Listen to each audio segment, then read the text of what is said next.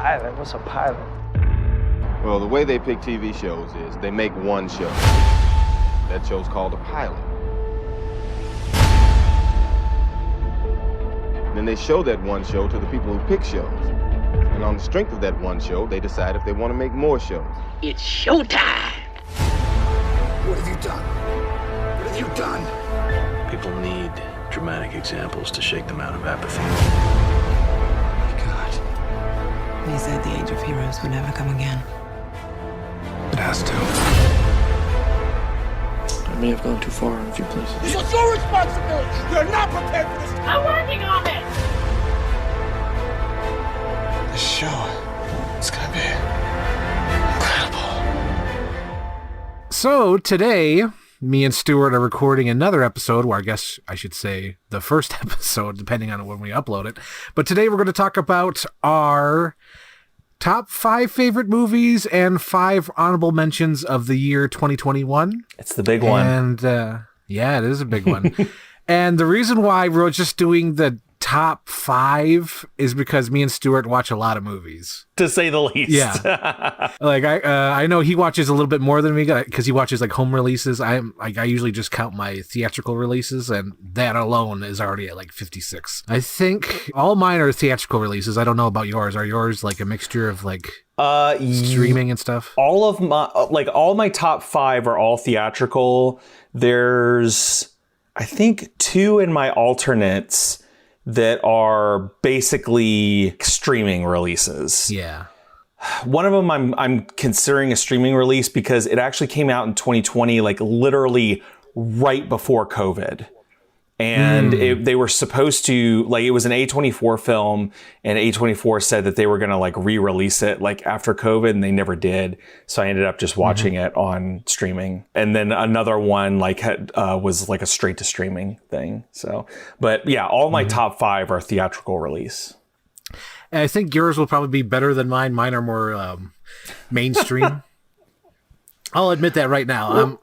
It's not. I don't think it's going to be better. I think it's just going to be different. You know what I mean?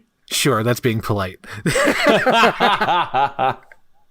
Although I have to say, I know of at least 2 that are probably going to overlap. So. Oh, okay. Like, I just looked at mine. I just realized that my number 3 was technically a streaming movie, because I just realized it was never in a theater because it was such a huge thing. And yeah, but I will get to that when we get to it. But so I think I'll let you go first today. I went first last time. I mean, I can go first again, but I would be more than willing to let you go first this time. Unless you don't want to. The only reason why I don't want to is because I don't want to open up this best of 2021 with Don't Breathe 2.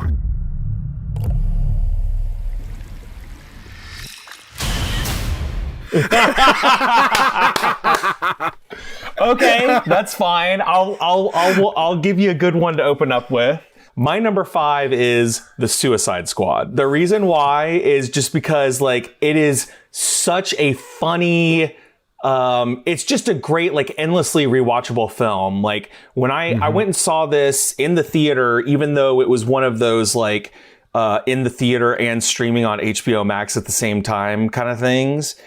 I went and saw it in the theater because I was like, I always like to see things in the theater if I can, you know? Yeah. And I went and saw it, and this is the first movie in the longest time that I can remember where when it was over, I was like, if there would have been another showing after it, I would have immediately bought a ticket and just went and watched it again. I mean, that's, oh man, I love those moments. Yeah, that's how much I loved it. And I did end up watching it again on HBO Max, like I think the day after. And I ended up getting the 4K for Christmas. So I'm pretty happy about that. But, you know, James Gunn, I mean, I feel like you kind of can't beat him right now when it comes to like the whole like ensemble thing. Like he's just one of the best people who does that. And he just really has a real understanding about how to make comic book movies work. I love the characters. I love the story. You know, I love the the comedy in it. It was just all around. I just thought it was a great movie. For me, it's overall of the whole year, it was number 12 on my list. Okay. Yep. But the thing I really like about Suicide Squad, it's been a while since I've seen it, but I think I only watched it once in the theater, or maybe once at home. But the thing I really liked about that movie that really stood out to me while watching it was that it felt like a comic book series, like literally like a comic book. Because everyone says like, oh, it's comic book accurate, or it feels like a comic book. This one literally felt like a comic book because almost every scene or like sections of the movie felt like issues. Like the first issue would be the Michael Rooker, comic book issue, where you just follow that character. And then the next issue is introducing Idris Elba and his storyline. And then like it just goes on and on like that throughout the whole movie. And each little thing feels like a comic book issue. And it's not a detriment. It actually helps the movie along and gives it a personality and gives like little sections and focuses on each different character and like makes everyone shine. It's not just one person. Everyone shines in that movie. Yeah. And like, I feel like a lot of comic book movies like kind of fail with that. Like I know everyone praises the Russo brothers, but I feel like sometimes some characters get lost in the mix. And I felt like with Suicide Squad, everyone felt like a lead. Mm-hmm. Like literally, like they made a character, Rick Flag, who was like white toast in the original Suicide Squad, seem like a meaningful character. Not only that, but he became a meaningful character, and it built on the last movie because the first movie, he's just a guy who just sees the Suicide Squad as a bunch of losers and he doesn't care for them. He's like a babysitter. And in this one, he's actually grown to care for the Suicide Squad, and he literally wants everyone to come home safe, even though they're like jerks and, assholes. And there's so many little moments in that movie that I love. I love how Michael Rooker seems like the coolest badass ever, and then he just cries like a baby and then his head explodes. Yeah. That is just like one of the best things ever. I love that Pete Davidson gets blown in the head, like killed off right away. Immediately. And I kind of like that Harley Quinn is not the big character in that movie, because every time she's been like the lead, the push, I may go see this movie because of Harley Quinn, but this one, it felt like everyone stood out, even like the beloved Polka Dot Man. Nobody cared about Polka Dot Man before this movie, and now I feel like people like Polka Dot Man and didn't like to see him die, and I didn't like to see him die. That was one of the few detriments to the film, is where it kind of his death is used as a joke when it shouldn't have been that way, because he was been treated so respectfully until that point. Mm-hmm. It was almost like, oh, you don't do that now. But I did like that movie though. I did like it, but it's number 12 on my overall year of the list. I just want to go back real quick to what you said. I definitely agree with you in the first one, which, I hate to get into these things, but # release the air cut. Yeah. In the first one, I definitely feel like he did do the thing where it was like, okay, Will Smith and Margot Robbie, like those are the main characters.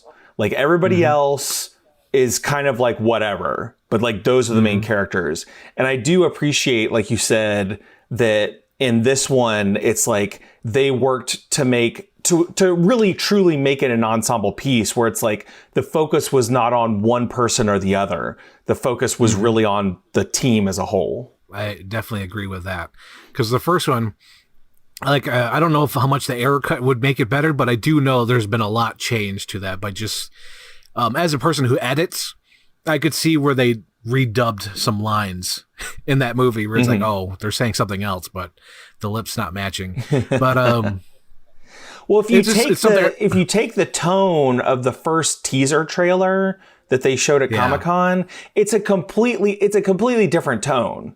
And you can tell that, like, when they did the second trailer that had the Queen song, Bohemian Rhapsody, when they did that, they were like, oh, this is it. Like, we need to do this, and then went and reshot a bunch of stuff. And he's now, at first, like, when people first started speculating on that, he was like, no, like we, the reshoots were just, something that we needed to do and blah, blah, blah. And the film is what I wanted it to be. But like, he has since come out and said like, no, I have a completely different version. Like, this is it's not what I ever wanted it to be or whatever. So I personally, honestly, like, I don't care, but I would, there is a part of me that would like to see his original intention, just because like I love that Comic-Con teaser so much. Like it's so good. And it would have been so cool to see the movie that was coming from that. Yeah. Instead of what we got. Yeah. Well, to me, it's like Warner Brothers has like literally nothing to lose by releasing all these different cuts, honestly.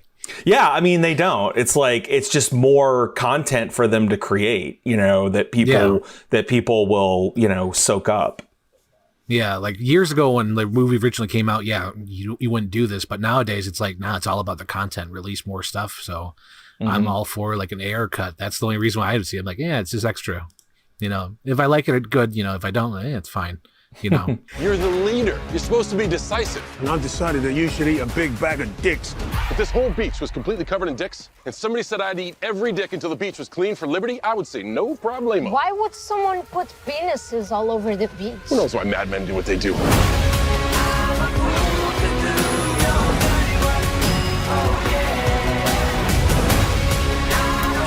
This is suicide. Well, that's kind of our thing.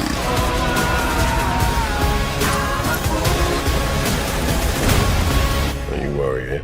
I'm gonna get you out of here alive. I'm going to get you out of here alive.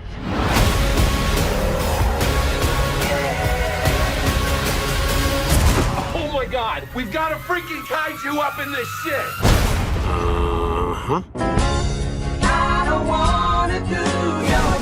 We love the rain. It's like angels are splooching all over us.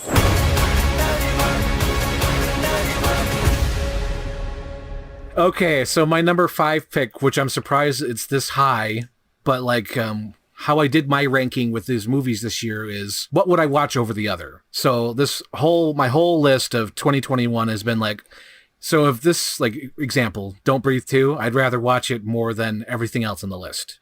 So that's how I see it. And then the one before that would be, that's the one I want to watch more. That's the one I want to watch more. Things like that. So the reason why Don't Breathe 2 is so high on my list is because I had so much fun watching this movie. It was something I was not really looking forward to. The first movie I thought was okay. Didn't really love it, even though I bought the DVD during like a Black Friday thing because it was like $3. I'm like, I liked it enough to buy it for $3. But I wasn't really looking forward to Don't Breathe 2. I'm like, what's going on? He's like, there's a little girl in it now, and he's like, what more can you get from this plot? And I had such a blast watching this movie just because every character in this movie is so disgusting, so gross, so sleazy. And to see them get beat up by this blind, crazy man it just felt rewarding. And like everyone is literally gross in this movie. Everyone, like the only good person in this movie, or I actually think there's two.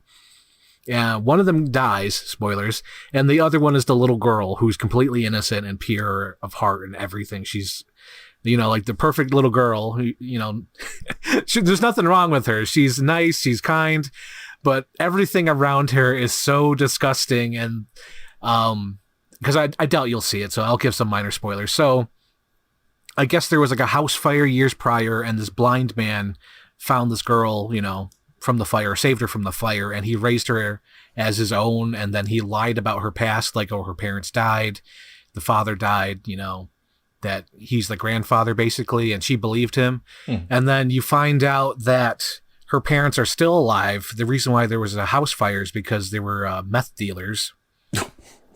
Yeah. And the dad just got out of jail, and he wanted to find his daughter, so he finds out the daughter's with this old man, and he goes there with his crew to, get the girl back. And oh my God, the old man like kicks their ass, and then they finally get the girl, and you think, oh, okay, because like he keeps saying to the girl, like, I'm your real dad. I'm going to take you home to see mom. We're going to have a family again.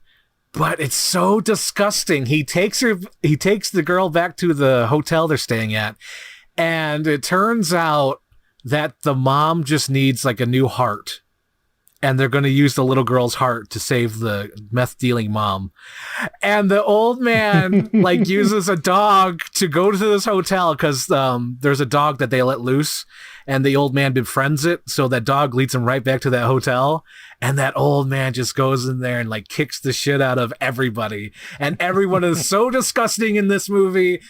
There's like so many at the end. There's like, it goes into like a crazy end spectacle with an empty pool and handcuffs and saws and I think knives, but it's so amazing and disgusting. But I was watching, I'm like, oh my god, this feels like a grindhouse, like low budget thing. I can't believe this is like a mainstream movie. But yeah, it was just, I had so much fun with it. And at the end, I was like, I want to see more of these. I don't think there'll be another one, just the way how it ends. But it's like, I want the series to keep going for no reason other than I like these little weird effed up movies, because the first one's effed up and this one's even more effed up. But yeah, Don't Breathe 2 is number 5. And I think it's only high up on my list because I did not expect it to be this good. I did not expect to have this much fun. And I would watch it over all the other ones on my list. So that's mine. Number 5. Now you're gonna see what I see.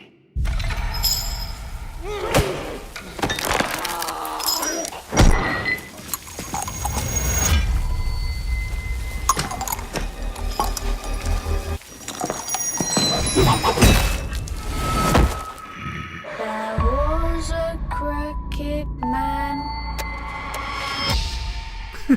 I will say real quick, since you explained yours, I had a really hard time figuring out what would be, because normally I don't really rank my favorites of the year. I just sort of like make a list, and it's usually in chronological order. Whatever I saw first is first.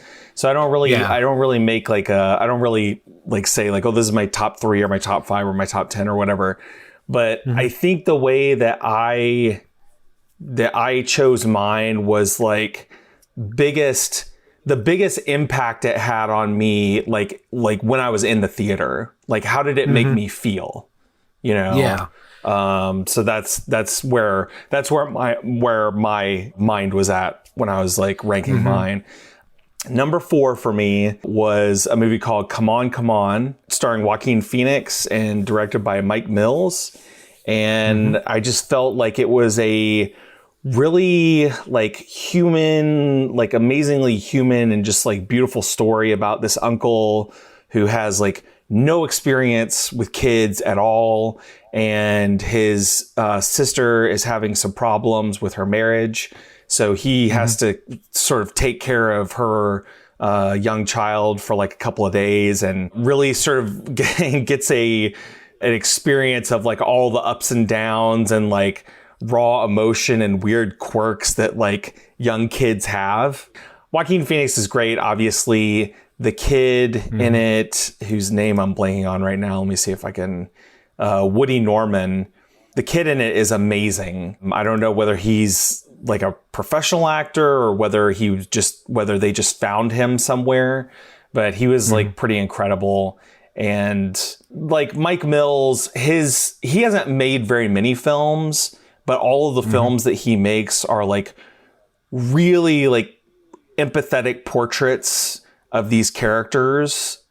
And it just kind of gives you, or it gave me, this like just feeling of like warmth and love and like just sort of like human spirit, I guess, in it. Like this is a horrible thing to say, but like it kind of made me like love people again, at least for a little while.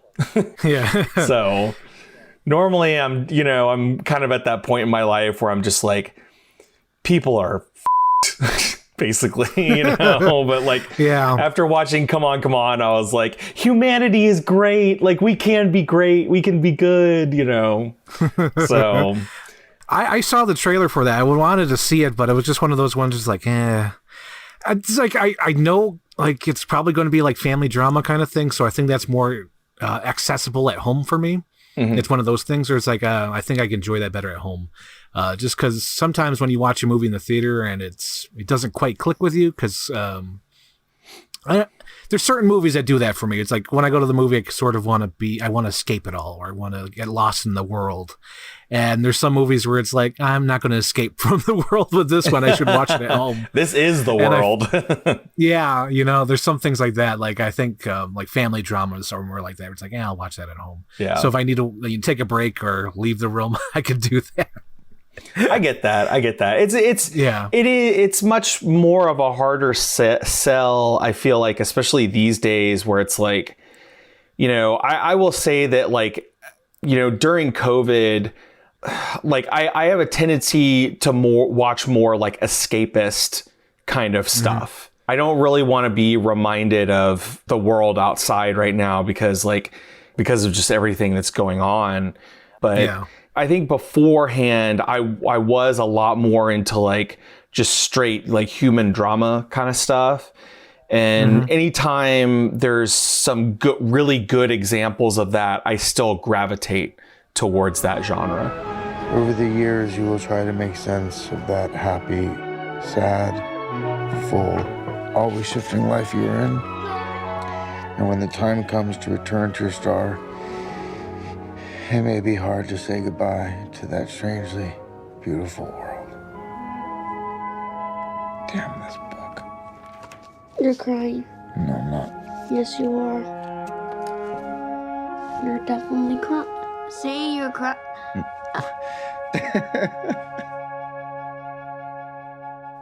Okay, so it's my number 4.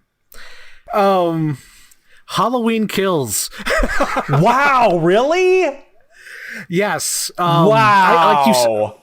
Like you said earlier in this thing where you said that you pick movies that how you felt in the theater. Okay. And Halloween Kills delivered everything I wanted it to be. And I know there's a lot of fans out there for some reason who didn't like it. And meanwhile, I'm like, the series was never really that great to begin with. That's true. It keeps getting rebooted. There was never a solid plot line from any of these. All it could do was just go big and over the top and be brutal. And just kill everyone. And that's all it had to do. And it did it, or at least for me, it did. I had a blast watching it in the theater. Just like immediately, again, like, you know how you said you want to watch it again? It's like, I wanted to watch it again. Wow, okay. But I really liked Halloween Kills, and it could just be like this year where I was really into Michael Myers. That could be it. Because this year, for those who don't know, I did a photo shoot with my friend, and she looked a lot like Jamie Lee Curtis, and I was like, hey, you know, you want to do like a photo shoot with me? I'll be Michael Myers, you be Laurie Strode. And she's like, yeah, like no question. And she doesn't even like spooky stuff, but like we did that, and I had such a blast doing that. And it was like the same weekend the movie came out, so maybe that had something to do with my enjoyment of being, you know, Michael Myers and Halloween Kills and all that. And Halloween is like my number 2 favorite movie of all time, because I think number 1 is still Die Hard, number 2 is Halloween. But like, I don't know, it's just, I had such a fun time with it. The kills are brutal. It made Michael Myers scary again, which he hasn't been since like 1981. You know what I mean? Yeah. Because he wasn't that scary in Halloween 4, 5, 6, 7, or he was kind of scary in Rob Zombie. I feel like this is like Rob Zombie's like Michael in the John Carpenter world, if that makes any sense. Yes. Because this guy, he's just so brutal. And it brought back his creativeness to his kills, which I liked, because in the first one, he dresses up as that ghost with the glasses, and he like sets up all the bodies with like, you know, tombstones and hangs them around the house. Like it's like an art piece to him almost. And I feel like it kind of brought that back with some of the kills he did in this, where he's like, I'm going to do this. And it's, you know, it's sort of my artwork. Let's try this. How about we put this body over here? Yeah, I don't know if you've seen it, but there is like a scene literally like that where there's like this couple that he kills and he poses them in the same way as their photo. And I was like, yeah, that's Michael. I have seen it, but I don't remember which scene that is. Is it the older couple? Big John and Little John. Oh, okay, I got you. Yep. He puts them in the same pose as they were. And I like how the callbacks weren't like member berries. Like an example, like Spider-Man was huge member berries. Like, remember this, remember that. Halloween was more subtle. Like, there was a freaking Bob Odenkirk reference in the movie for some reason. And then there was, like, in the background, you see an advertisement for Little John's lawyer service or retail. Or not retail, reality. Like he's on a bench in the background. They mention Russellville. I think Tommy Doyle is mentioned. Oh yeah, Tommy Doyle is one of the characters, though. Yeah. But they mention all these different characters and things from the original movies. I was like, oh, this is great. And it's just subtle things that if you know the movies by heart, you'll notice them. I also like how Laurie Strode wasn't the main person. She's just in a hospital bed, you know, saying lines. Like she's basically the Loomis in this movie, which is fun. I kind of like that they didn't kill Frank. That was amazing. That's the thing that normally happens in movies. The Frank always dies. Franklin in Texas Chainsaw, Frank Hummel in The Rock. There's some other Franks that die. I can't remember offhand right now, but Franks usually die, and they didn't kill off Frank. I like that. And what was the other thing I really liked about this one? My favorite kill from the movie, if anyone cares. My favorite kill is the nurse when she has that big giant desert eagle and she's shooting at Michael and completely missing. And he just like looks at her and then kicks the door and makes the gun spin in her and she shoots herself. That is like, it was like Michael Myers meets John Wick, and I love that. Yeah. But yeah, I really enjoyed this one. It could have been stupid. It probably is stupid, but I really enjoyed it. It was one of my favorites of the year, and I just had a blast watching it. I don't know if any of that love will go away when I watch it in January, because the DVD comes out in January, but hopefully I still like it. But at this point right now, it's that high up on the list where it's like I want to watch it again. Yeah. The more he kills, the more he transcends. Run! Go now! He's the essence of evil.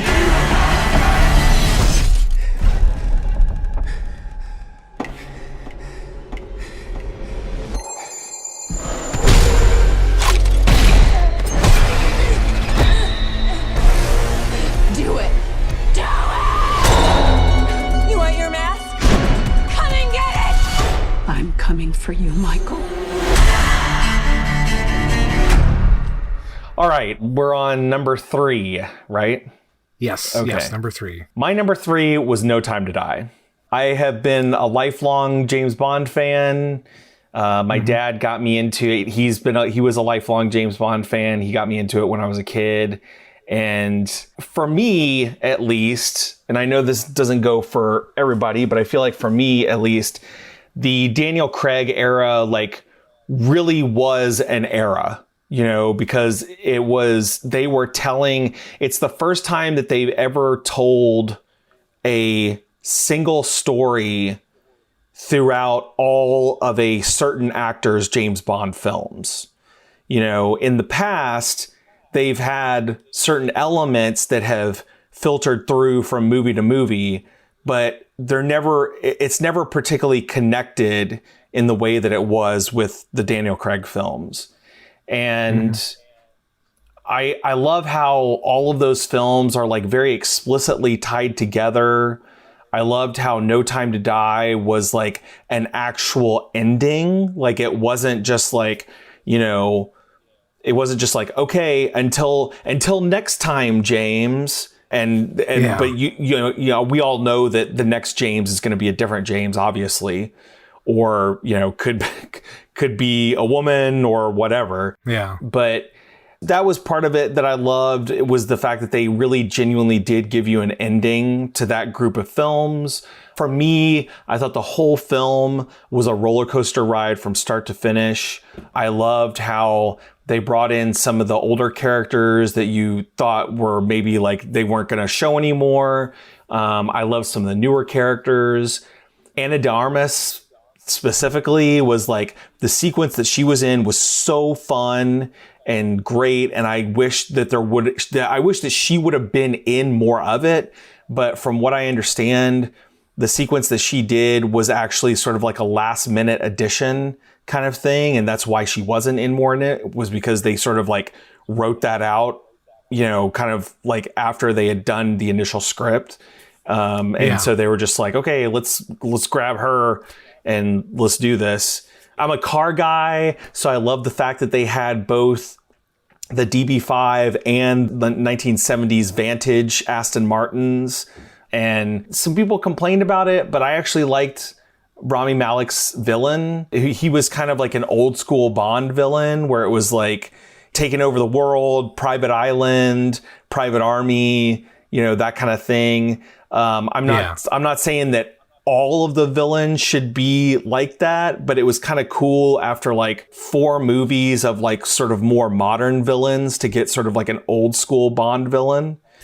And I just loved it. I loved every minute of it. It's probably No Time to Die and The Suicide Squad were probably the only 2 films that I watched this year where both of them I was just like, let's do it again. Like, put me back on the roller coaster. Like, let's go again. Well, I don't really have much to say on it just because I tried to be a Bond fan. I when Skyfall came out, I was like, yeah, this is cool. Let me check out some old ones, and I got like 5. I watched like 5 of them. Like, I can't get into it. It's not for everybody, dude. It's not. It really isn't. Yeah, it's just because I liked GoldenEye because I was like, all right, let me start with my Bond, and my Bond was Pierce. So, and GoldenEye was really good. I'm like, oh, let me watch the other Pierce Brosnan movies, and they're not as good at all. Yeah. There's like, oh man, there's like one of them, and I'm blanking on the name. That's like, because I went back in 2020 and rewatched all of them because I was expecting No Time to Die to come out, so I was like, I'm going to rewatch all the Bonds. There's like GoldenEye, and there's one other one that he did that's like pretty good, but GoldenEye is like the really only like truly good one because because Brosnan is actually like really my Bond as well, because that was the first one. He was the first Bond that I ever saw in a movie theater. Right. So I grew up with his Bond, but I think overall, like, I like Daniel Craig's era more than his era. I still think Sean Connery is the best Bond, but Yeah, it's definitely not for everybody, but I respect your number 3. I respect it. I respect it.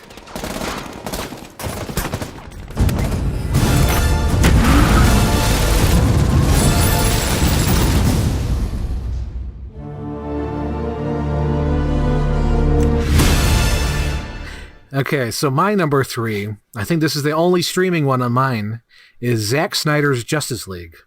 Oh, okay.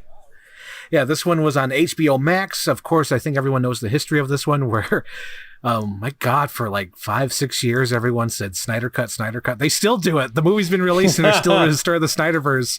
It's like, it's done. It's okay. We can move on. You got what you wanted. I kind of feel like I'm moved on. I moved on. Even like they show the new Batman trailer, it's like, I don't want a new Batman. It's like, I don't even want to bash the new one. It's like, it looks fine, but just like, it's not revving my engine. But to talk about the Zack Snyder's Justice League. So the reason why I really like this one is because it just felt like a closure to an era. It felt like the book was being closed. We could finally move on, even though there's a lot of fans out there who wanted to continue, but it just felt like it's done. Yeah. This is signed, sealed, delivered. It is done. Signed, sealed, delivered. Yeah. But it felt like an end of an era, and it was something kind of meaningful to me, because I always mention it when I talk about you, is that you made, like, in the beginning with Man of Steel, where I would just crap on that movie for like a week on out, maybe 2 weeks. And then you're like, man, you thought about it more than Zack Snyder did. And I remember that. Going from that to hating the movie to beloving the series, like it means a lot to me. I don't know why, but it means a lot to me, where I started out not liking the series and then ending up liking the series. And it just felt like a lot of hard work was finally being released with this movie, because I feel like Zack Snyder got the short end of the stick with this, because I feel like he was hired for his vision, and they gave him a blank check for Man of Steel and Batman versus Superman. I feel like they gave him the Tim Burton kind of thing, where they're like, you do you, man. You do you. You make it your vision. You make it your own. And then like halfway through, they're like, okay, we're chickening out. We're going to change it up. We're going to adjust some things. So with this, it just felt like this is his vision. And not only is it his vision, it was actually pretty good. And I felt like after finally seeing it, it's just like, this would have been a game changer if it had been, like, Warner Brothers had enough gall to release it at the time, because this would have beat like Black Panther. This would have beat Infinity War. This would beat the Thanos thing. yeah, it's just there's so many things about this movie that are so well done. Even though there's some like things he had to cheat because of course they didn't film everything, and he had to squeeze in some ideas because there's some reused footage from Batman versus Superman and Man of Steel where they just like CGI around some things because Henry Cavill, like they didn't shoot those scenes, but they have like similar scene like footage so they could just rework it, and that's what they did with this movie just to still tell the story completely. But yeah, there's a lot of things I like about this movie. It's been a while since I watched it because it's a 4-hour movie, you can't watch that so many times. Yeah. But there's chapters. I don't know if you ever watched it or even attempted to, but there's chapters. So if you ever do watch it, you can stop it at certain points, just to make it more palatable. Like you could take it in at a time. That's interesting. Yeah, and the only thing that like really goes downhill is like the last 15 minutes where they clearly shot that part during COVID, and it's like all stuff that he wanted to do at some point. Like, all right, let me throw this in there as well, but that stuff is like crap. But overall, I think it's a good movie. It's a good superhero movie. It's I don't know. It's just there's so many good things about it. It took it in a different direction than other superhero movies because this one felt more of an epic, like a Lord of the Rings type movie where it felt big. Cool. Yeah. Well, I don't really have anything to add on to that because I haven't seen it. I don't think you will either, but hey, it's my number 3. I don't care how many demons he's fought and how many hells. He's never fought us united. It's time to stand, fight. The time is now.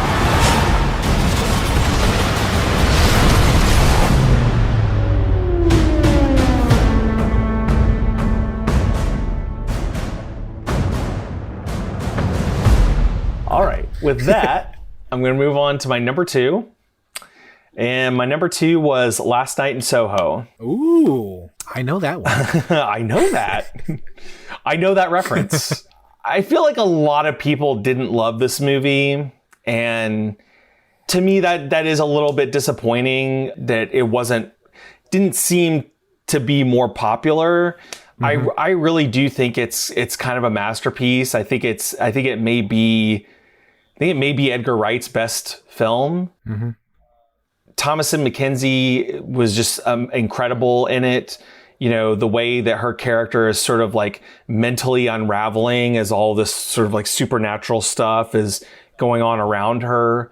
I liked Anya Taylor-Joy in it, but I was a little surprised that she, Thomasin McKenzie is definitely the main character in this film. I kind of figured it, I kind of thought from the trailers that it would be like they would sort of be like co-leads, but Thomasin is definitely like the lead in this film. So I was kind of surprised that Anya Taylor-Joy kind of in a way takes like a back seat, but I mean, it's understandable the way that the story unfolds that it would have to be that way. But I just think it's like a really good like psychological thriller in the vein of like some of the best like 60s and 70s films of that particular genre. And I feel like that may be why it connected with me a lot more than it seemed to connect with others, is because like I've watched some of those films, and I could see some of the references and some of the parallels that Edgar Wright was doing, when he was like in this film.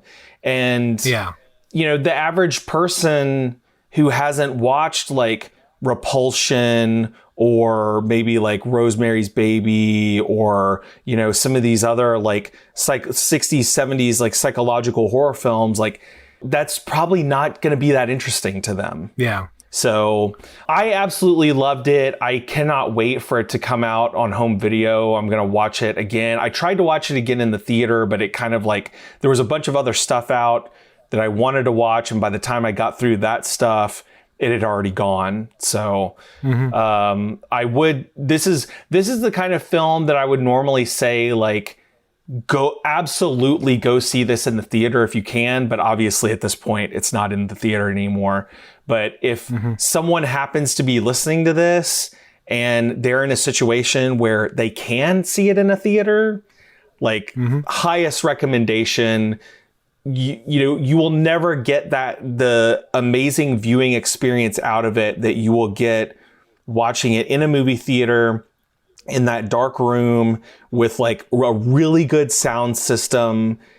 You just can't beat that. Yeah. So that's my number 2, Last Night in Soho. I was mixed with it. I was one of those people that was like, but it wasn't for what you said it was. I was more mixed at just like, I guess the pacing of it. And there's just some creative choices where I was like, it didn't quite click with me. Mm-hmm. I'd have to watch it again to give it like a full, like probably proper review. But there's just certain things like they set up that bully girl like a lot, and like that doesn't really pay off. Yeah, that's true. Yeah. And then the boyfriend like goes through a situation that I think would scare anybody and not want to talk to that girl again. Yes. And he's like right there. I'm like, no, he wouldn't. Yeah. No. And then at a certain point, there's like you find out what the twist is. And I was like, oh, wait. Oh, okay. And then, like, it keeps going. Like, there's a point where I was like, oh, Christ, what's going on now? Because, like, when she gets upstairs and all those, like, ghosts start coming out, I'm like, come on. Let's wrap this up. It's time. Let's bring it home, Edgar. Wrap it up. Yeah. It's like me when I watch Indiana Jones, when like Indiana Jones is like, what truck? And he gets on the truck. I'm like, all right, I already came. Let's finish the movie. Yeah. But yeah, I just had some mixed feelings about it, but I would have to watch it again. And I guess I had some certain expectations as well. I thought, like you said, more they would share the lead. I thought there'd be more cool like scenes where they shared a scene in more creative ways, I should say. And it was just mostly that dance sequence. Yeah. Because everything else, like they're just standing next to each other and there's like no double, or she's standing on the other side of the mirror. It wasn't as creative as that dance sequence, and I was expecting more of that. Yes, I 100% agree with you. I was in the same boat. Like, I thought that there was going to be a lot more of that, and there just wasn't. Yeah, because it's like, we all know Edgar Wright for being creative and, like, ridiculously creative. Like, there's a scene in, like, Baby Driver where when they're driving in the parking lot, the freaking beams of the parking lot are going to the beat of the music when they're passing them. It's like, bum, bum, and, like, every time they pass it. And I was like, that's crazy creative. He's thinking that, or he added those with CGI so it matches up with the beat. Mm-hmm. And that didn't really happen with this one. It was just like, It's like, I feel like it was his most tame movie of all his filmography, which is weird to say. It's definitely, I think, one of the most reserved films, because he, like, I went back and watched recently. I went back and watched World's End, and I had seen Hot Fuzz and Shaun of the Dead, like, I think last year. So I've kind of had some of his bigger hits like in my head lately, and Baby Driver as well.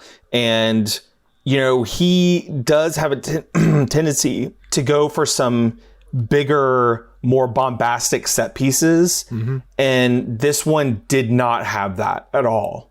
Mm-hmm. It was like reserved is the best description that I can come up with for it. Yeah, it's definitely his most reserved. Yeah. Mm-hmm. It felt the most like an old school film. Yes. I know what you did. I've done a lot of things. You're gonna have to be more specific, love. You can't save me.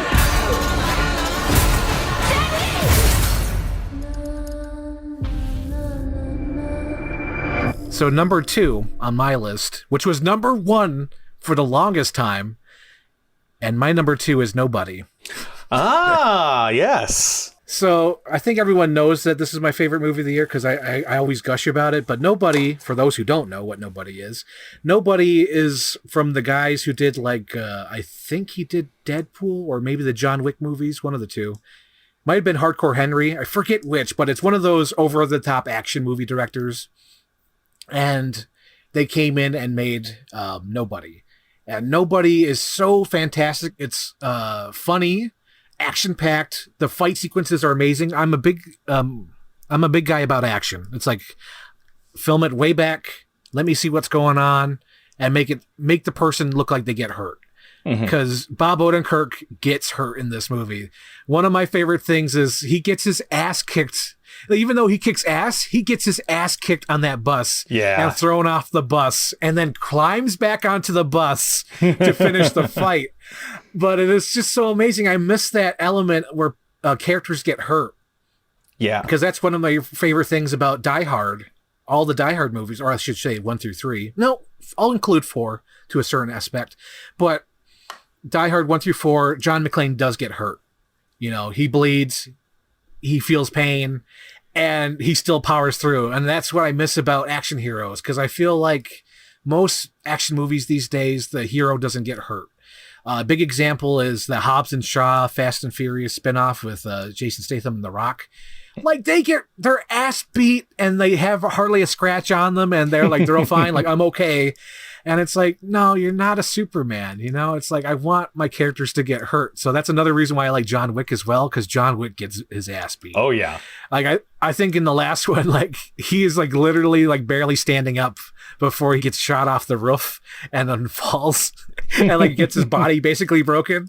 But like, I love that whole aspect of where the action hero gets hurt, and nobody's full of that. Nobody has awesome kills.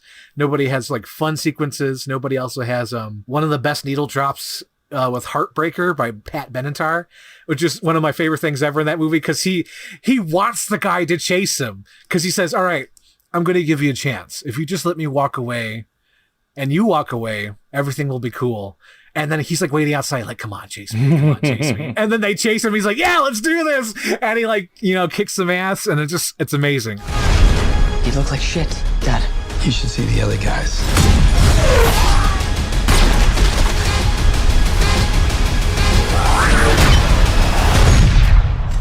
Who the fuck are you? Me? I'm nobody.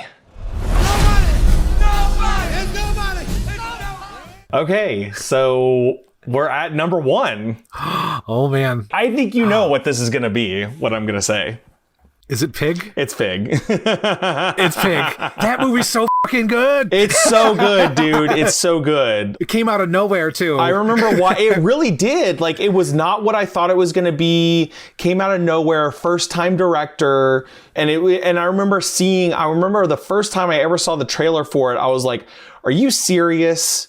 Nick Cage in a movie about a pig, and it's called Pig? Like, you gotta be kidding me. A lot of people like compared it to John Wick. I'm like, oh God, what the hell is this movie gonna be? What's going on? Yeah, I was on the same boat with you. Yeah. People started saying good things about it, and I was like, okay, I'll give it a shot. And I went, and like, you know, Cage is incredible. I'm just gonna say this out loud. I feel kind of bad because I feel like there was definitely a long period of time where like I just thought he was a joke. You know, when people would talk about Nicolas Cage, I would be like, are you serious? Like, yeah, you know, he had some good roles like back in the 80s and maybe even the early 90s, but like it's pretty much been garbage ever since then. But it's like, no, he has done a lot of garbage because of his like financial issues. But when you put him in a role, in a solidly written role, he still knocks it out of the park. I mean, absolutely. You just cannot like beat this guy, you know? Yeah. And he's fantastic in this. I love Alex Wolff. It's kind of weird because I feel like both of those characters are coming from very different places, but I sort of connected with both of them for different reasons. I love the line that Cage says when he says, we don't get a lot of things to care about in this life. That really deeply affected me. And I mean, the whole film in general, I feel like deeply affected me, but that line specifically, you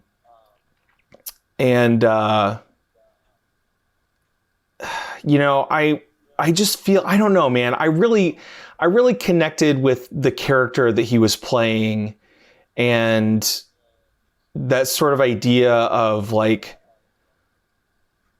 you know, you just want to do what makes you come alive, you know, and who really cares about all the other crap?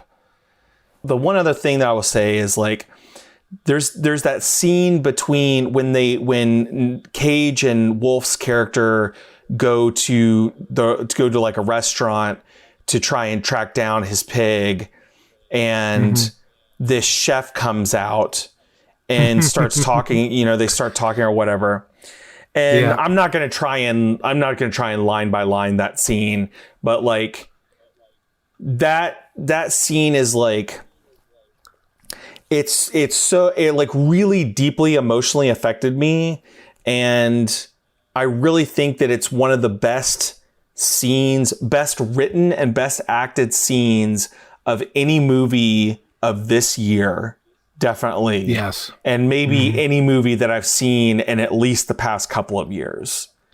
Yeah. Maybe decade, because that's really a good scene. I could just watch that scene over and over and over again. It's just like, I don't know, man. I really connected with Pig. I'll just leave it at that. I really connected with Pig. Yeah. Yeah, I know what you mean, because I get why people called it like John Wick, but the thing was of this movie, he doesn't react with violence. He reacts with care and love, which is weird. Yeah. Because that scene you're talking about, he breaks that man down, but he breaks him down by pointing out all the things that the guy was positive for. Like, you should have done this, you should have done that. Like, why don't you do that when it makes you happy? And at the end, when he gets all that stuff, I knew what was going to happen. Like, I called it. I was like, oh my God, he's going to make that dinner. He's going to make that dinner. And when that happened, it was so good. And oh my God. And it was just, I can't help but love that movie. It's not that, it's number 9 on my overall year, but it was still a good movie. It's well, I'm glad it's at least on your list somewhere, because I feel like it should be on everybody's list somewhere. Yeah, it used to be higher, but of course, you know, towards the end of the year, all these Halloween movies and things that came out towards November started, you know, filling it up. But Pig was pretty high up there for me for a long time. But Pig is excellent, just acting wise. Like I was a Nicolas Cage defender until like 2011, maybe, I think, when he just started like doing all commercial, you know, things just to pay off his bills, basically. But I always felt like he always had it. Like I don't feel like he ever lost it. I just feel like he just takes what's given to him if it pays well. But he could still deliver a performance. I always felt that. Yeah. And I feel like Pig is one of those movies where it's like, yeah, this guy's still got gas in the tank. You know, he just needs to pick the right movies or get offered the right roles, and he can do it. We don't get a lot of things to really care about.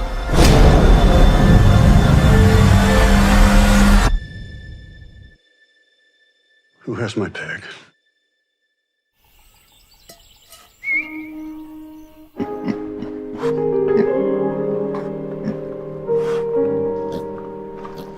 So I guess it's my number 1 time, right? You're number 1. Bring it on. Okay. So my number 1, I don't think I had any interest of seeing it. Like, I don't even think I watched the trailers when it came out. I never saw the original. Like, I knew the original through osmosis, like through other movies, through pop culture, things like that. So, because when I watched this movie, I'm like, oh, I know that song. Oh, I know that song. Oh, I know that one too. How do I know these songs? I've never seen the original. So my number 1 is West Side Story. Okay. I figure when you were like, when you started talking about the songs, and I figured when you were dropping clues, and it was like, okay, I know it's a remake, you know, and then when you said songs, I was like, songs, what could they be? And then I was like, okay, it's got to be West Side Story.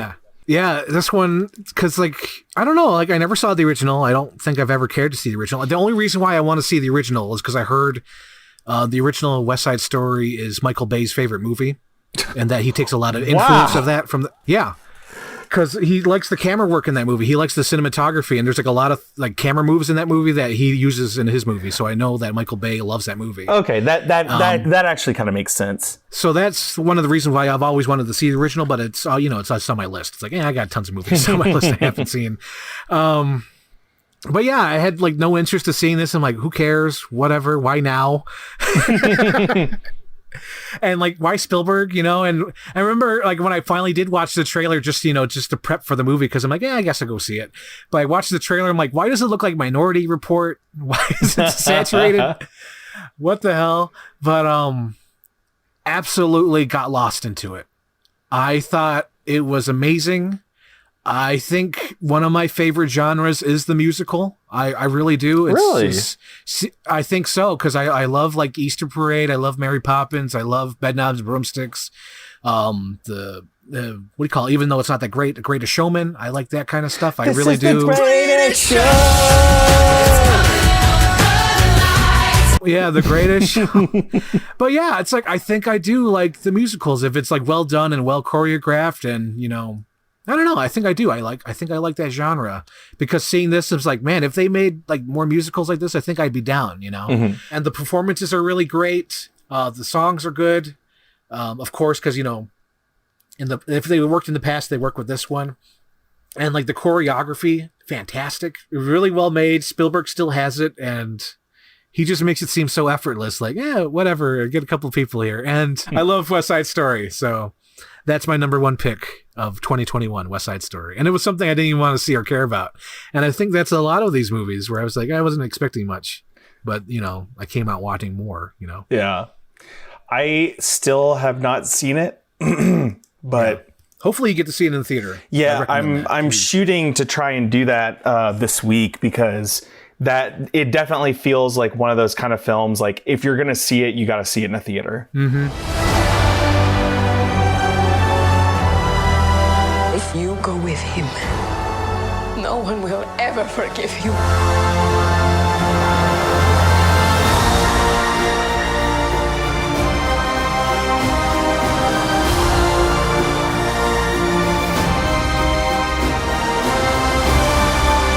Life matters even more than love.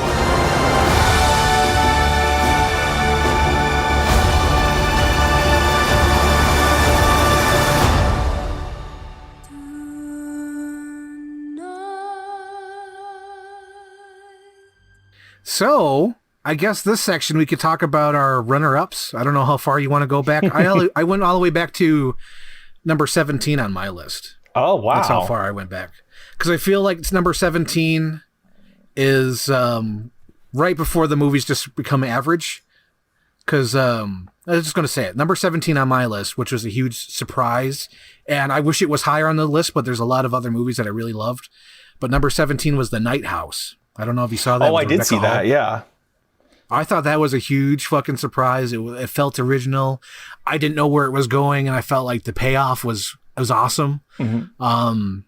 It was like mythical. It was dark. It was scary. It was spooky. It had the guy from Die Hard 2 in it. And it was just amazing. I love that movie, and I definitely want to bring that up. I know it's 17 on my list. I don't know if I'm going to talk about all of these, but I really wanted to mention Night House and recommend that to anybody. Like, go see that movie. And I think that's under like 90 minutes. I don't think it's too long. Yeah, I think it's about that. Yeah.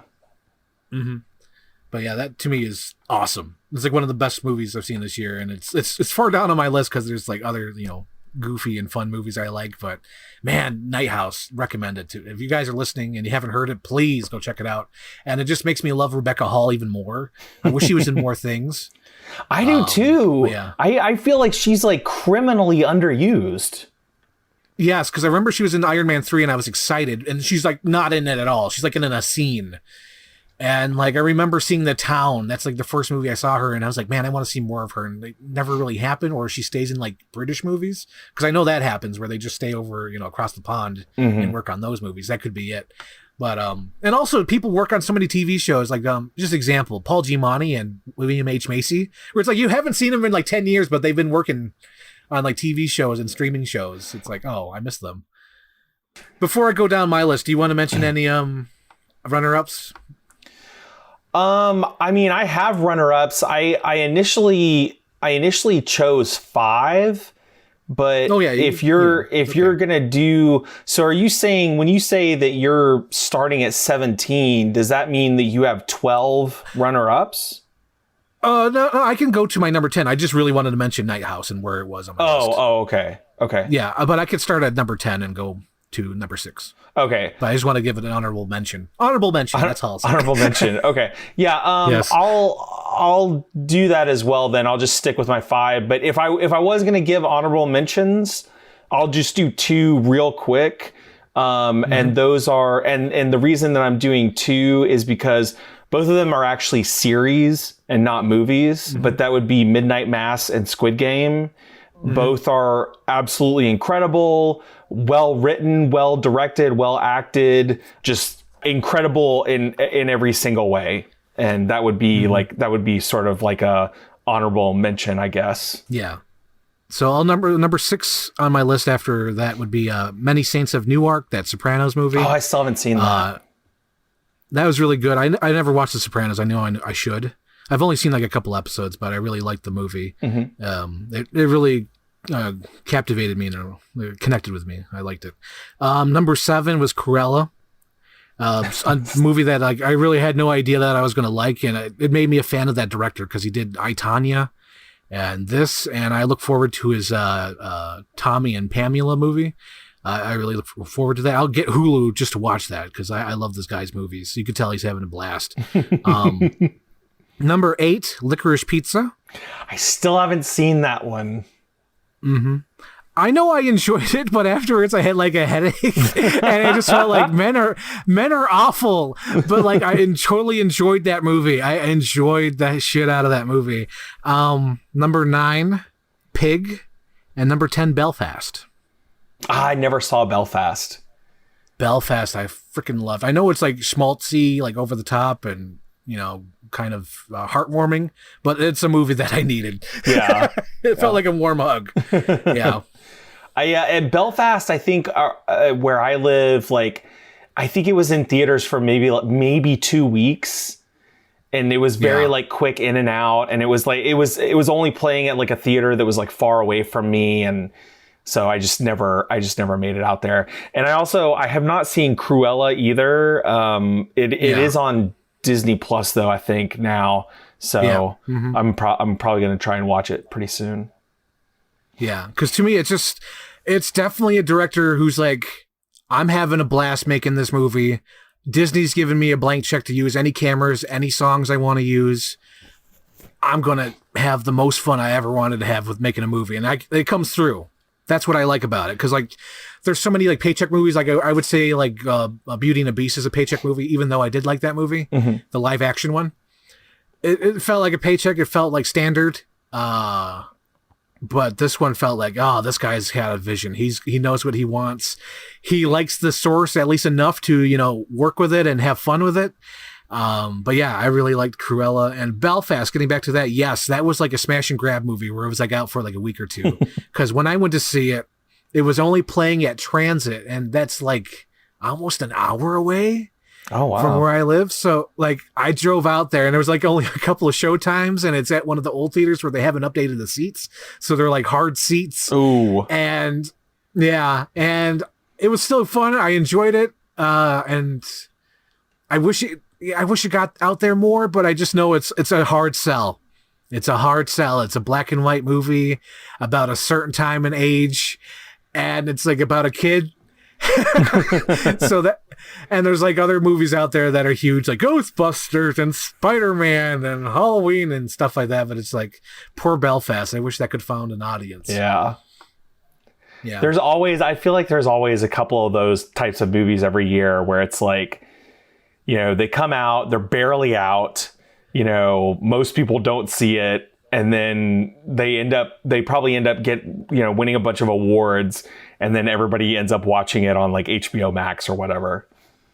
Yeah. So I guess it only matters that you watch it at some point in time. Although again, like I'm a big theater guy, so it's like I try to go to whatever I can in the theater. But yeah, Belfast, it's funny. I've never heard anybody say smash and grab, but that is a very like apt way of describing it, because I feel like there was a lot of movies that came out this year that I wanted to see that like they were only played at like my local sort of like art house movie theater, and they played for like a week or some of them literally only played for like 2 or 3 nights, and that was it. Yeah. And it's like, I just, you know, the way that things are right now, it's difficult for me to like get over there and see some of this stuff on that regular of a schedule. You know, it's like, you know, you have one showing of it on a Thursday night at, you know, 7:30, and it's like, I just have something else going on. Like I can't get, but if you don't see that one showing, that's it. You're going to miss it. Yeah. Yeah, that's it. So yeah, poor Belfast. Like that's definitely one of those movies. Like it just came out and then like disappeared. But like we see a movie every week, so it's not that hard for us to keep up. For me and my mom, because that's what we do. I do want to mention some other ones. I know I said it, but I lied. I want to talk about my other ones. I lied. Okay, so my number 11, because I just want to talk about it a little bit. Barb and Star Go to Vista Del Mar. I've heard of that, but I've never seen it. I don't even know if it went to the theater, because I think it was supposed to, but I think it was just almost like direct to DVD, or maybe it was in the theater for like a week. Maybe it was another Belfast, but I picked it up on DVD because I'm like, damn it, I wanted to see that in the theater. And it's so stupid and silly and over the top. It's almost like Anchorman logic, which there hasn't been for like a long time. Even Anchorman 2 doesn't touch the magic of the original Anchorman. But like I felt like Barb and Star came pretty close. Number 12, Suicide Squad. Number 13, Raya the Last Dragon by Disney. The reason why I wanted to, talk about the other movies on here is Cop Shop. Cop Shop, number 14. Cop Shop is totally my jam. It's Joe Carnahan, I think his name is. He's the guy who did Smokin' Aces. It's one of my favorite movies. He also did The Gray. Oh, I love The Gray. Like, he did so many fucking good movies, but now I feel he's almost like the direct-to-DVD. But luckily, Cop Shop went to the theater. Cop Shop is awesome. It's definitely one of those old school movies, like low budget, like it's all in like one location. I love it. And it's got some of my favorite actors in there. Oh God, what's his name? Damn it. I know, like I could see his name. It's like Gerard Butler. There it is. That's the name. I love him, even though he's always the same guy. To me, he'll always be Leonidas. But he's in Cop Shop. Number 15, Spider-Man, and number 16, Free Guy, which everyone hated for some reason. I think I get why people hate it, but I'm like, you get what you got, But yeah, I lied. I wanted to talk about those a little bit, but yeah, those are the other ones. Okay. Well, I will just talk about everything on my favorites list then. Do it, Stuart. It's really not that much. I only have like 7. My list is total is only 17 right now, and then we've already talked about 5 plus the 2 series. So yeah. Do it, Stuart. I'll just really quickly go over what's left. Nomadland. Really loved. Wish I could have seen it on a big screen, but unfortunately, when it came out, I was still living in LA, and there were no theaters open during that time. Yeah, and I think it did get theatrically released in other parts of the country, but because my theaters were open. I think you guys were still closed for a long time. Yeah. I think they were still closed when you moved. They were, right? Yeah. They didn't actually open again until like maybe a month after I moved. So, but Nomadland, stunningly gorgeous. I think it's a really poignant story, and like I talked about earlier, like I'm a big sucker for like human drama stories. Yeah, and that's why I liked it. Next would be the Billie Eilish documentary, The World's a Little Blurry. It's really cool. As you know, Frank, I am a Billie Eilish fan, and it's really cool. No, are you serious?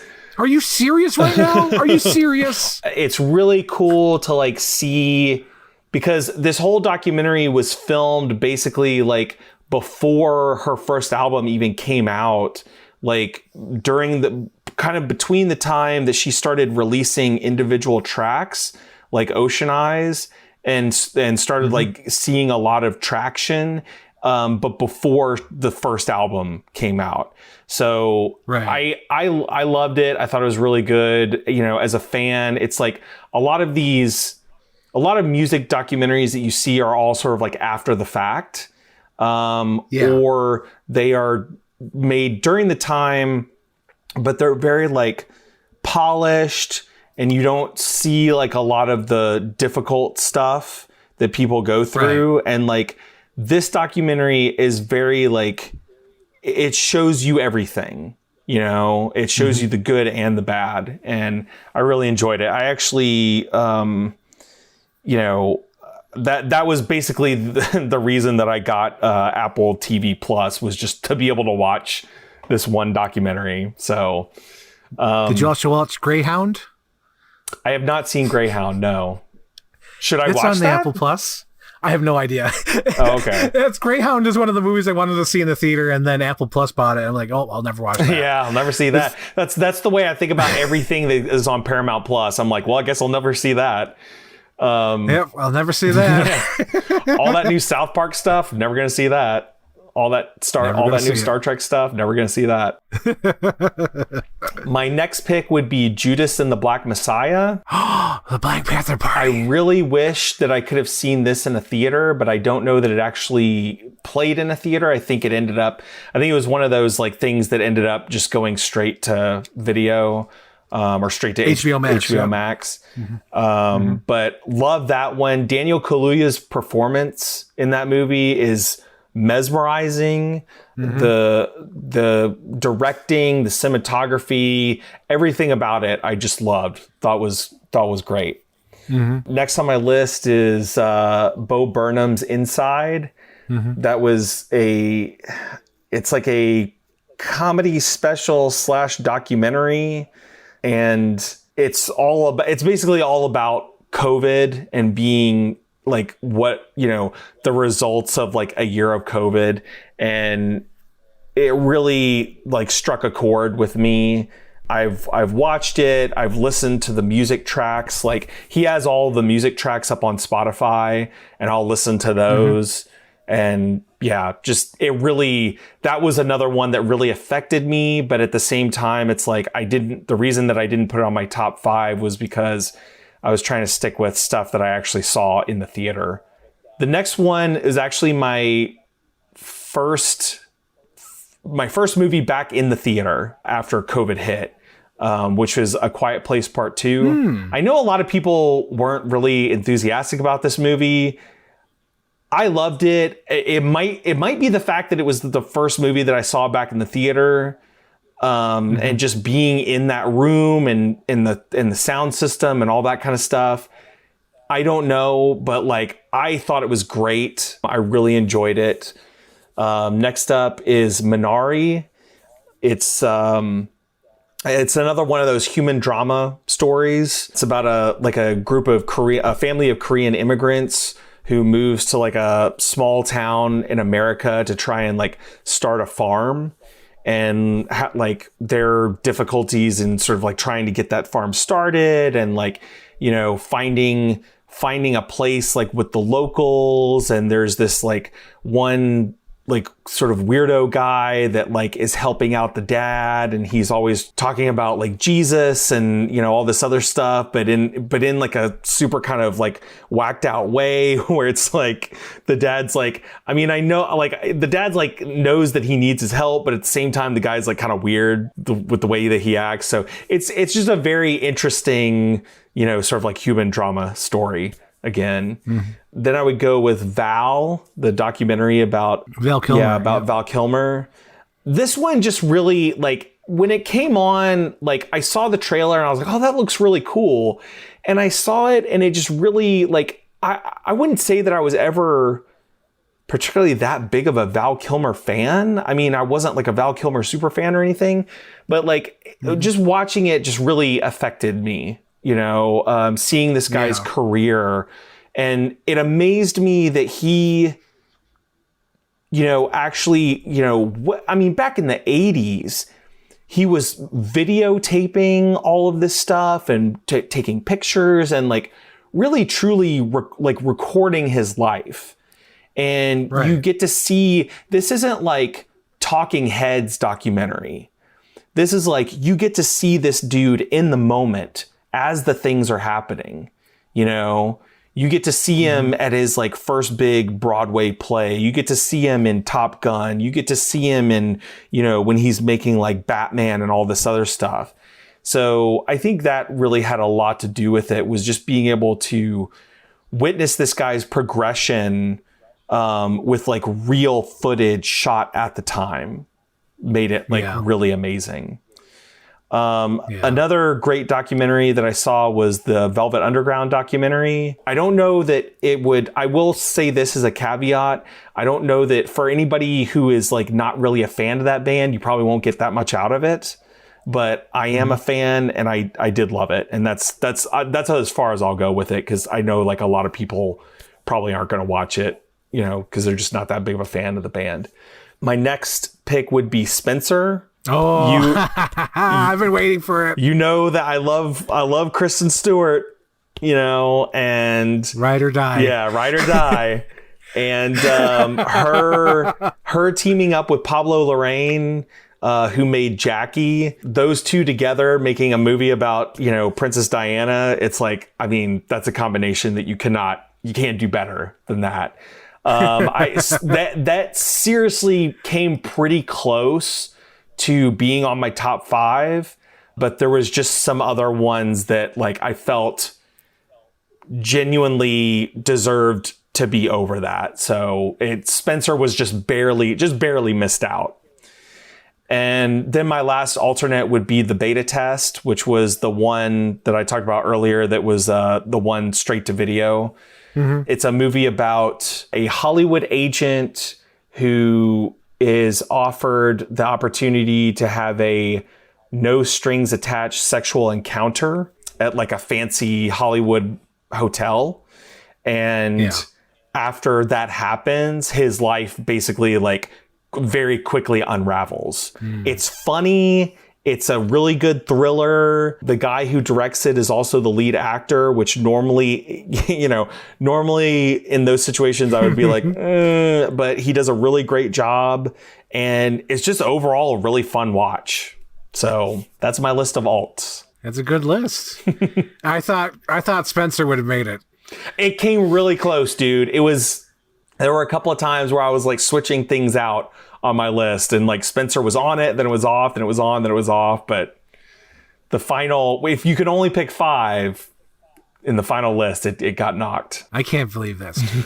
I know Kristen Stewart's out there. She's like, damn it, I lost that list. Her ears are burning right now. She's like somewhere in the United States. My biggest super fan knocked me off of the list. Yep. You let her go. I can't believe you let her go. Like I could see it. Like she's on the edge of a cliff, dressed in there with her little Converse shoes and that nice dress. And you just let her go. It's like the scene in Titanic, but but this time she's Jack and I'm Rose. Cliffhanger. You're not gonna die. Stewart, I'm slipping. And he just let her go. And I'm Michael Rooker. What do you know about bad times, man? There's too much weight out there. You just let her go, man. Just let her go. One day, she's like Alice. One day I'll have to answer for it, but not today. Oh my God. But yeah, I think that's a pretty good episode. So, you got anything else to say? Oh, I guess what are you looking forward to the next year? Is there any movies you're looking forward to? Oh, wow. I haven't even thought about that. Because I only have like one on my list, actually. I was only throwing it out there just to, leave the people wanting more or what to expect for next year. Yeah, I mean, I'm sure that there is, but I can't think of anything off the top of my head. Yeah. So the one I'm thinking of right now is The Northman. Oh, wow. Yeah. That looks crazy. And like when I see Robert Eggers, it's like, I'm there, man. And I love how he's almost like the anti-Wes Anderson, because like every movie he works on, like he's gaining more of the more actors he likes to work with. Mm-hmm. Yeah. So this one has like his greatest hits actors all in one movie, but they're always like dark and gloomy and like totally visionary. And like one of the moments in the trailer, I'm like, oh my God, I gotta see this, is like when those spears are coming and he just jumps up and grabs it and throws it back. I was like, that's awesome. Other than that, I don't think there's anything else. Wait, I guess Doctor Strange. I'm looking forward to that because I love Doctor Strange. I will say that I am looking forward to that. And speaking of Doctor Strange, I'm actually looking forward to, there's a movie called The Black Phone that the guy who directed the first Doctor Strange movie directed. Oh my God, yes. Oh yeah, I know that one, yeah. Because I watched him, like, the director of Doctor Strange, and it's the one with Ethan Hawke. Yeah. And the kid, like, you jump back and you hit. I was like, oh man, that looks cool. I want to see that. I want to see Thor, but not for any reasons that people think. I want to see Thor just because Christian Bale's in it, and that fucking guy hits home runs all the time. He's like Adam Driver. They need to be tested for testosterone or whatever that thing is, steroids. Mm-hmm. They keep hitting home runs, and it's not fair to the other players. Fucking Christian Bale. It's not fair to the other players. Christian Bale is so good. Like, he irritates me how good he is. I remember seeing the trailer for Ford versus Ferrari saying, fuck him. I know that movie's going to be good. And he is so good. And when I finally saw that movie, I'm like, asshole, he's so good. He is so good. Like, it's like, I know he's going to do good. It's like, he doesn't need my support. Like, damn it, he's good. And that energy into a MCU movie, I can only imagine. I can only imagine what he's going to bring to that. Yeah. Yeah. So you go ahead. Yep. Oh, I was just going to say, if it actually comes out, because, you know, it's been supposed to be coming out for like the last like year or two, the new Mission Impossible movie, that would be one that I'm definitely looking forward to. That and Top Gun, if they ever come out. Yeah. They claim that they're definitely coming out in 2022, but, you know, you never know. Yeah, I don't know. I almost feel like they're going to shut down theaters soon. I don't know. That's why I try not to get too hyped. Yeah. Like when I saw The Northman, I'm like, oh, The Northman looks good, but I have no idea what to expect. Yeah. I really want to be excited for the new Batman film, but like, I don't know. I'm just very like, I'll go see it, but like, I just can't like force myself to be excited about it. Right? I have that same feeling. And the only thing I can come close to saying is it's not new to the palate. Yeah. Because every time I see it, I'm like, I'm not excited. It's like I just got over all the superhero stuff with Batman and Wonder Woman and all that. It's like I kind of want to stick with them, and it feels like it's too soon. It feels like it's way behind the times. Because I guess as a fan editor, I've been seeing that kind of fan trailer for years of how they make it look like Seven and like a David Fincher movie. And it's like, I know that. It's like, you're too late. You're like 10 years too late. And then like you're seeing Catwoman again. It's like, we've gotten Catwoman like 3 times before. We're getting another Penguin. We're getting another Riddler. It's like, you know, with all the Batman's creative villains, like there's other ones to explore. And I don't know. I'm not excited. It's not revving my engine. There's nothing catching me to be like, okay, what are you bringing to the table that I want to see? Yeah. Totally understand. It really is that. It really is that. Like every time I watch it, I'm like, what are you bringing new to the table? Like, I don't know what you're doing. It's like, if I want to watch something like that, it's like, I got it. It exists already. It's like, what are you doing? Because there's like some shots in there. I'm like, fucking, they did that in The Dark Knight. You know, when he's like walking down like the dark alleyway and it's all lit up by the gunshots. I'm like, we've seen that already. We've seen it. Yeah. Simpsons did it. Simpsons did it. Or as the kid in Jurassic World, like, what are you doing? You stab. But yeah, it's not new to the palate. And we all, and let's face it, we all know that Anne Hathaway was the best Catwoman. I kind of like Michelle Pfeiffer. You're like, oh, dude, you just messed with the wrong guy. Julie Newmar, man. Oh man, she was good too.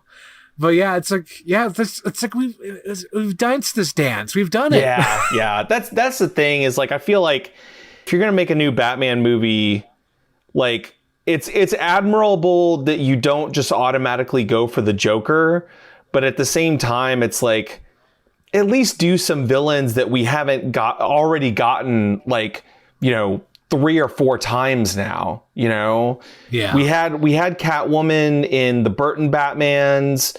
We had Catwoman in the Nolan Batmans. It's like, let's do something else. Penguin, I feel like is kind of okay because it's been a while. We only had him in like that one Burton Batman film. So it's been a little while. And the take is obviously very different, Yeah. It's kind of the same way with the Riddler too, where it's like, we only got him in one of the Schumacher Batmans, and it's like, this take is extremely different than that one. So it's like, I get that. That's okay. But it's like, stop trotting out the same characters every single reboot. Yeah. Or something new. I don't know. It's because I remember, like, I'm like, yeah, it feels like a year one, like a year one Batman, like a beginning Batman. They're like, no, it's like year 2. I'm like, that's not the point. That's not the point. The point is that he's still starting out. Yeah. And if I already got that with Batman Begins, I got that with Mask of the Phantasm. It's like, I don't need to see it again. It's like, that's one of the interesting things about the Ben Affleck one. It's like, man, he's been out there, he's kind of jaded. That's for the reason, like, that was the hook that grabbed me in for the Ben Affleck one. But this one, it's like, he's seen some things. He's been around. Yeah, he's seen some things. Yeah, he's gone through the muck. And I feel like it's almost the opposite. They should not have gone subtle, because I feel like they're kind of going subtle. Like, he's still in the streets learning. Like, it should have went big. It should have went like Gotham City is being terrorized by all his rogues, and he's got to take them down or something. Yeah. It should have went big, because I feel like that's the only way he can go now with Batman, because he's done everything so far. It's like the only thing to do is go huge. But I don't know. It's what they're doing.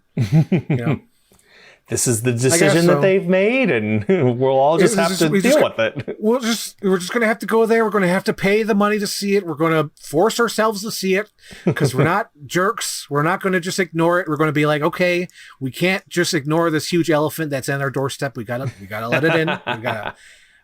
We gotta go see it. We got to be part of the conversation. We got to give our opinion, and then we got to move on. It's like ripping off a Band-Aid, or like visiting a relative. It's like, you just got to do it. Yeah. it's the holidays. It's Christmas. It comes once a year. We just got to do it. Clean up the house. It's okay. Yeah. It's a temporary pain. And who knows? We might like it. It might surprise us. It might be like, okay, yeah, I want more of that. Yeah. Who knows? Yeah, it could. It could. I would be pleasantly surprised if it did, and I'm actually rooting for it to be that way. But at the same time, It's like, whatever. I agree. So that's been our episode of our top favorite 2021 movies, and hopefully COVID doesn't shut down everything again for 2022. You never know. But yeah, so I'm Frank. And I'm Stuart. And tune in next time.